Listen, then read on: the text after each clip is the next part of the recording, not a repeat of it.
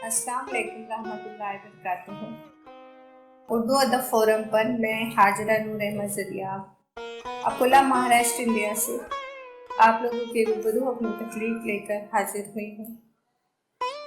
मतलब समात कीजिए कि तुम आज मेरी माश का एहसान लोगे क्या?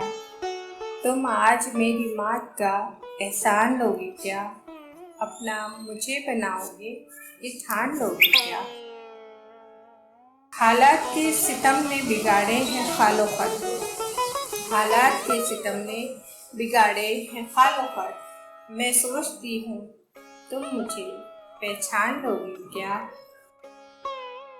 शेर हाजिर है कि फिर बादे वस्ल तुमको बिछड़ना है एक दिन।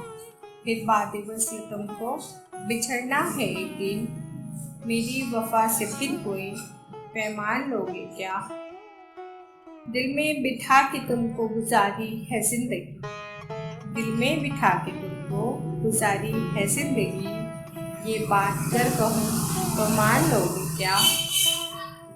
जब मैं तुम्हारी अस्त कहानी की जान हूँ, जब मैं तुम्हारी अस्त कहानी की जान हूँ, मेरी ही जात से कोई पैमान लोगे क्या?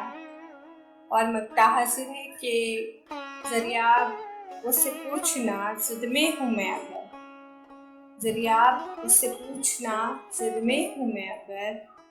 अपना वजूद मेरे लिए तान लोगे क्या? अल्लाह हाफिज़।